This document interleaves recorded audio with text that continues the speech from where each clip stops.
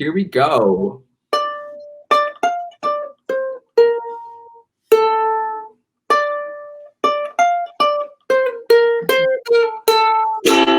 Welcome to the Community Hotline presented by 88 Real Estate Media. For the community, by the community, members of the community. Today we have our special guest, Lori. Why don't you introduce yourself, Lori? Sure. Of course, I'm Lori McGuire, and I am a realtor in South Orange County in California, Laguna. And I've been through a lot of dips and valleys, and I'm so grateful to be here, Bob.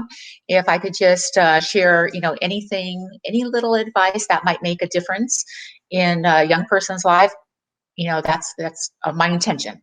I love it. I love it. That's great. All right. Well, before we get started, let me just state the rules of the game real quick. This is a show for the youth, so there will be no cursing. So if you do curse, you'll get a first strike, and then you'll get a second strike. And on the third strike, the consensus has been to get booted, but no one has been booted so far. Okay. That's okay. So no worries about that. Why don't we get into the first topic of the day then, which is money. What is money? Wow. You know what? If you asked me that question when I was in my 20s or my 30s, the answer would be completely different than today. So the answer today is money is freedom to me. The answer when I was in my 20s and 30s would have been, it was self-esteem. Money was a way for me to feel proud of myself. I felt at that time, the more money I had, the more things I bought, the more I would impress people, and the more love would come into my life. That's what I thought. And it was my ego speaking to me. That now that I've gotten older and matured, and I realized that money is freedom, and it's so easy. I mean, going through the Great Recession in 2007, I'm sure a lot of young people have seen their parents and their grandparents. They lost so much, and they worked so hard for that money, so it could be wiped out in a second. So to me, money is freedom, but it's so important to respect the money, and instead of blowing it right away, like I used to. I don't want to say I blew the money, but I had the really great things. I had the Lamborghinis and the Maseratis and the big estates and this and that. And I don't think I was really respecting the money. Now I respect it and I invest wisely. So I'm really into that. So it's about freedom for me now. I love it. I love it. I love it. When you were talking about, money was a way for self-esteem, can you, what are some struggles you think women going through that, how do they get out of that? Well, first of all, like with money, of course it's for both men and women. We go through that struggle with money. I think we're all driven. With women have a different relationship, I think, with money than men. It's harder. It's a little bit more difficult as a professional woman, a successful woman. It was harder for me to date. Because I felt I needed to be with more professional men or like more successful men. At that time, it took 15 years of working 13 hours a day to get that. And a lot of times you have to start at ground zero, and even if you can't get a job right now, go in and volunteer, be an apprentice for someone, get yourself in the door and prove yourself. And some of the most successful people in the world started out as being like a cook, in a restaurant. Right. So that's the one thing I like to always advise my nieces and nephews and everything is you have to start somewhere. Thank you for sharing that, by the way. I think that was really powerful what you said about the men, they feel like they need to be respected. When you mentioned before about the Great Recession of 07 and 08, what differences do you see between then and then kind of now? Bob, there's a big difference between what's happening today and what happened in 2007 recession. And I've been in real estate for over 30 years. So I've been through like 3 downward cycles with the economy, with real estate and everything. What happened in 2007 affected everyone. So it was across the board with real estate, with the stock market, and it happened because of the S&L crisis, because of Ponzi schemes, loans that shouldn't have been given to borrowers who didn't qualify. People were doing refinances in 2004, and they were taking money out of their homes to buy jet skis and to buy cars and luxury items, and they were not putting it into their properties or into things that into savings or whatever. Nowadays, the difference is, and I'm always trying to educate my clients, is that I'm not concerned about a real estate bubble right now. So there's no concern at all about foreclosures or anything like that, because less than 1% of all the properties on the market are foreclosures and properties that are underwater. That's the education part of it, right? That like, yeah, you think you think that you can, do it, but you can just try it out. But once you start it, you're doomed. So, but what I was trying to say is you can, like when I got help for my eating disorder and then I got rid of that, then it got into something else. So make sure that when you have one habit, that you create healthy habits and you don't jump from one habit to another. How did you manage to overcome it? You said you had this during college or high school? Oh yeah, high school and college and part of my real estate career. I met some new people, but I was really lonely and I felt lost. And I think I felt like I needed to know what I wanted to be in life right away. And I think there was a lot of pressure on me that I felt. And I think that's a normal feeling that young people have, because they have that in high school, they have that group of friends and that closed environment.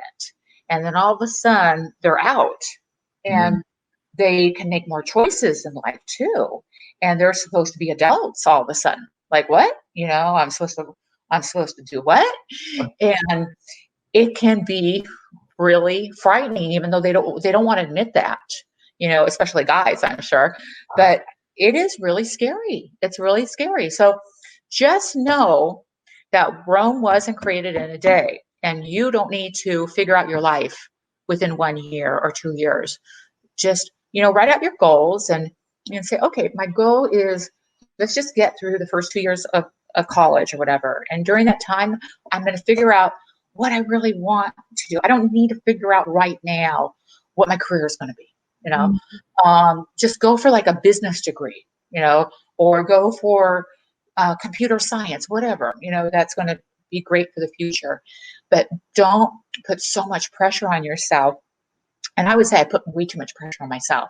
So I was always going in and out of school, because if I wasn't getting straight A's, and a lot of it was my eating disorder. I either had a lot of energy, I didn't have energy, so I wouldn't show up for a class. So I'd drop out of it, and because I wanted to make sure I had straight A's. Wow. And so my Aunt Kathy, who was in real estate, she suggested that I move up to a small little town of 6,000 people called Ridgecrest and to get into real estate after being in college for about 2 years. And it was the best thing I could have done, because at the rate I was going at, I was going to be in college for about 8 years. Go Aunt Kathy. That's what I know. I love my Aunt Kathy. I love it. Moving on to the, we talked about so many topics today, and I just wanted to say I really appreciate you for sharing so far. Let's touch on the last topic of the day, which is love. And I think it's kind of one of the most important ones, from everything that you're talking about. It must have taken a long time to find, self-love and to be able to experience those things. Could you I guess define what does love mean? Because I feel like with Disney and society kind of convoluted. So let's hear from someone who's loved and lived life. Right.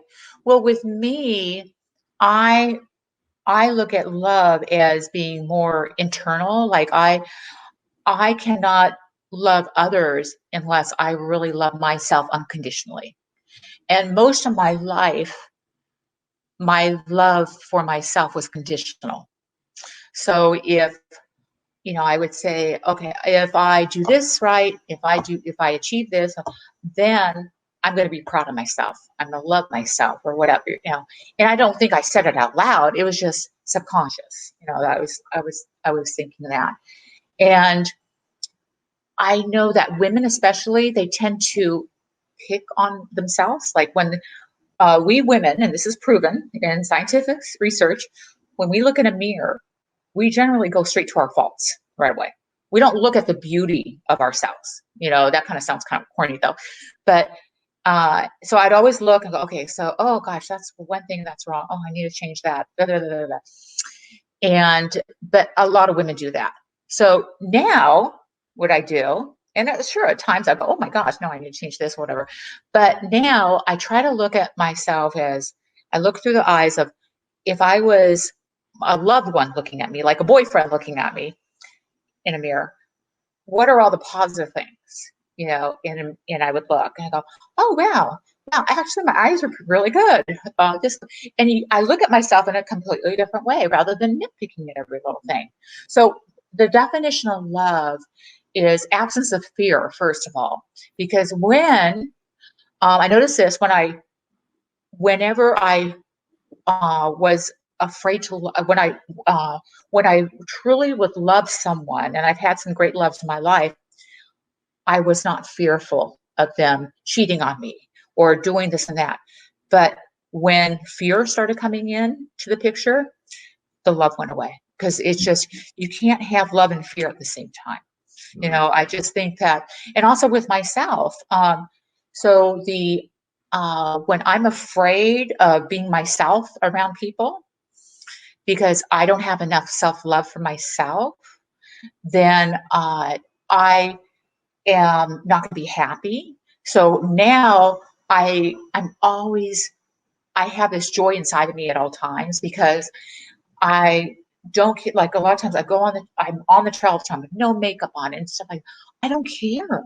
And because I am so happy being who I am. And I think when I was younger and I was with friends or with a boyfriend, I was always so concerned about what were they thinking about me. And now it's like I go into a conversation, a party, and I can still communicate with everyone, but I'm wanting to ask a lot of questions about them, because I want to get something out of them. Like, what can I learn from them? I'm not so concerned about making a good impression on someone. I really want to have a great time. I put that intention out there. I love it. And I say, okay, what do I want to get out of this party? I want to learn something new. If I could learn something from each person, like something interesting, that is a great party.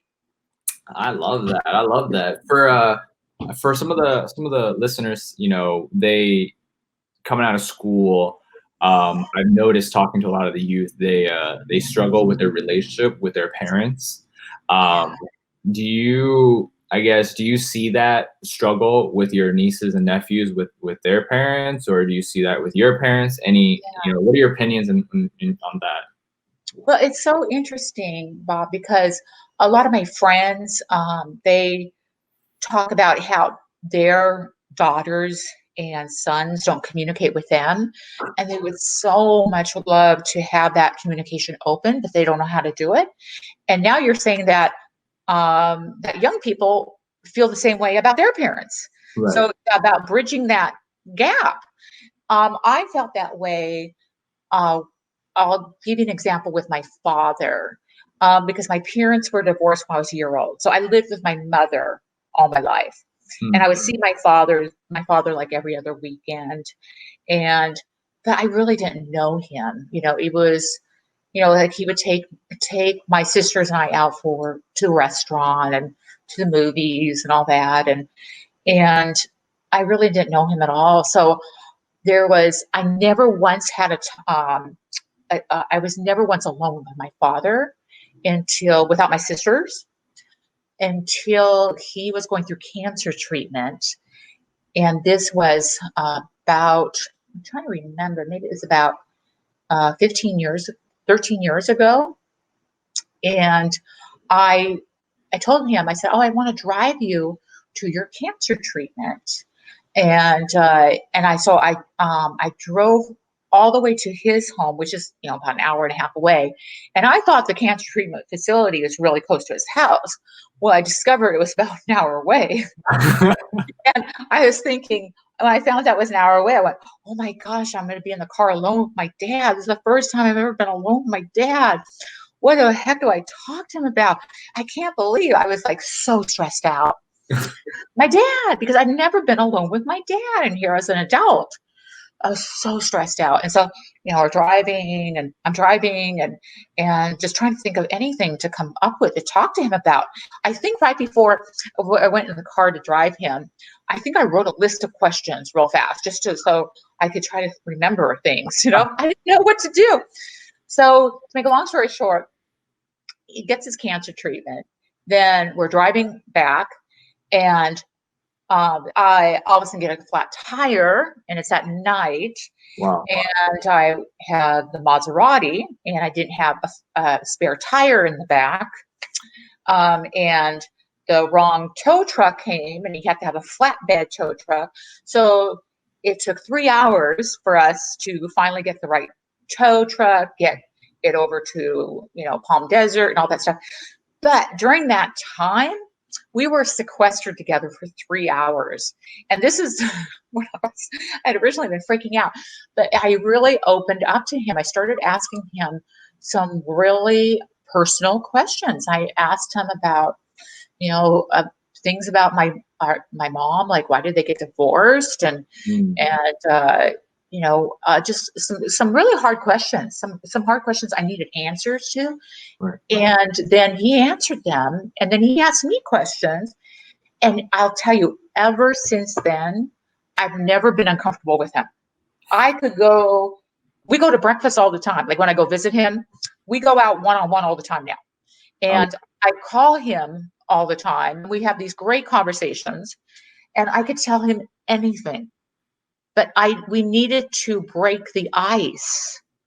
And I know he had that craving to get close to me, but he didn't know how to do it. And I know I didn't know how to do it. So awkward. So I recommend to all you young people, I bet you anything, your parents are thinking the same thing. No matter how, staunch your dad is and, if they seem really like they're all about business and everything, they want to get close to you. I promise you. So there are great books or things you can download on the web, questions like that. And you could say, hey, I have an assignment at my at college, or this project I'm working on, and I'd like to spend an hour with you, and just say it's for school. So you don't seem so vulnerable, and and these are really personal questions, and they could be directed towards. When I was young, what did you really appreciate about me, and what were the biggest challenges, and then you have questions that go back to them, going back and forth, and say positive things like, what do you love most about me, or what do you like most about, and the same thing, and you're saying, and you're answering, and Dad, this is what I like most about you. Here are 5 things. You list 5 things. So these kind of questions are out there, and there's books that you can get, and you fill in the answer, and you give them a book and you get a book and you fill out the questions. I mean, it's just so great. I love it. Thank you for that tip. What would you, final two questions. Yeah. What are 3 pieces of life advice? I think you've mentioned a few of them already. But just to kind of recap and touch it up a little bit. What would you say 3 pieces of life advice you have? Well, one has to do with money. Mm-hmm. All right. And that is at your age. It's God, I wish I did this. At your age, if you just meet with a financial planner right now, let's just say you have no money, still make an appointment with a financial planner. It will blow your mind about compound interest and everything. If you just put a little bit in the stock market, or you save up a little bit for a down payment on a property right now? First of all, if you've ever been in the service or you go in the service, you can get a VA loan with zero money down. Zero money down. Okay. And then FHA, 3% down. And you can borrow from your parents, whatever. But the key is to get in the door. And there's something called like property hacking in real estate, where you can borrow the money from your parents, whatever, get 3% of the purchase price. And that's the down payment. And then you buy the property and then you rent out all the rooms. You stay in one room, you rent out the other rooms. All your roommates will pay for your mortgage.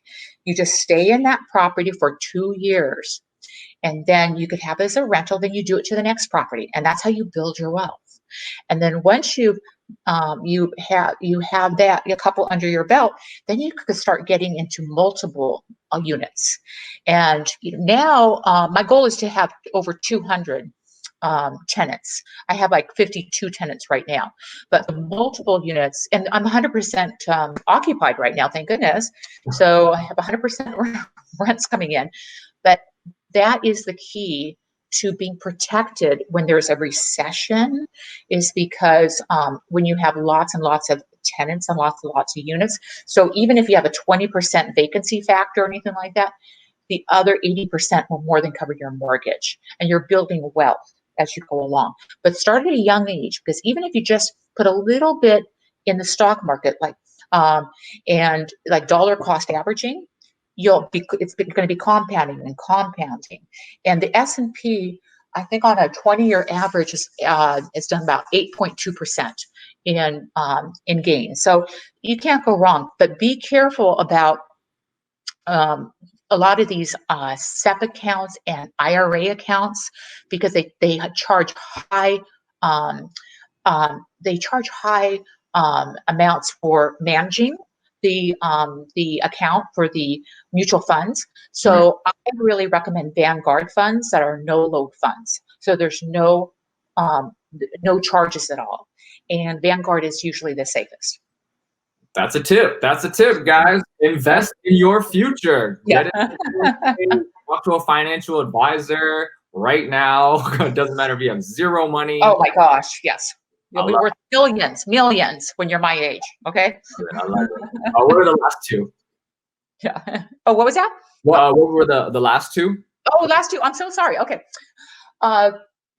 Okay. Don't worry about what people think. I know that's hard at your age because there's so many societal pressures and everything. But if you can, that's the biggest thing. If I could just turn back time and just realize that the people who are in your life right now that you're so concerned about impressing, or just trying to keep up, just look good in front of, they're not going to be in your life 10 years from now, 20 years from now. So who cares what they think? Do what makes you happy. And so that's the next one. And because the fastest way for you to change your life is to change your friends. If you're not hanging around the right friends, and maybe they're bringing you down, maybe they're not a good influence, maybe you have big dreams, big goals, but your friends are just sitting around smoking pot all the time and everything. They're not really, going after their dreams. And then you kind of feel like, well, like a little guilty. You need to change your friends. You need to upgrade. So that's number 2. And then number 3 would be to not be so hard on yourself, where it's black or white thinking. Be in the middle at times. Just like, things don't have to be perfect. A lot of times I'll wake up and I'll just say, okay, today I'm going to go at 70% capacity, 60% capacity. I really worked hard the last couple days. I don't need to be at 100%. I'm going to do like 60%, 70%. And I always do more generally, or just 50%. And then a couple more things. Listen to podcasts. Podcasts are awesome. And read a lot of great books, audible books, but fill your mind constantly with positive things, because you are what you think about. If you're taking in negativity, the news all the time, negativity is going to come out. I love that. I love that. Sharing all the tips. This is Aunt Lori, guys. I feel like you're everybody's aunt giving all these tips. Thanks, Bob. So amazing. Tell us what you shared so much value. What is the biggest problem in your life right now that the community could solve for you? What just to kind of, with all the people listening, if what is the biggest problem in your life, and how can they help you with that? Wow, that's a really interesting question, Bob. What's a real problem? It's so amazing. I'm thinking about any problems. I think, it's not really a problem for me. I just wish that, because I'm really grateful. I mean, every single day, I'm telling you, this is not, I'm not going to swear. Okay, because I just no cussing, but I don't cuss anyway. But this is really true. I mean, I say what I'm grateful for every single day, even when I'm just, sick or anything. I'm so grateful because of where I've come from. But I just wish everyone would get along. I am so tired of going on social media and seeing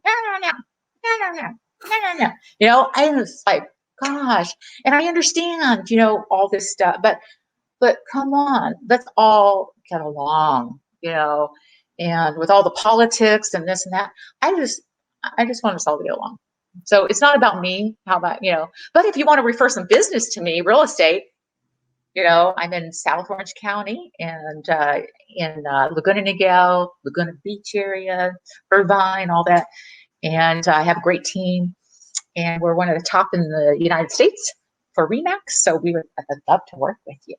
I love that. I love that, guys. If you're looking to buy a house or buy some real estate in South Orange County, if you're parents, uncles, any family, Lori, guys, thank you so much. Before I forget, 88 Real Estate Media is looking for members to join the oversight committee to build the best Kung Fu school in Southern California.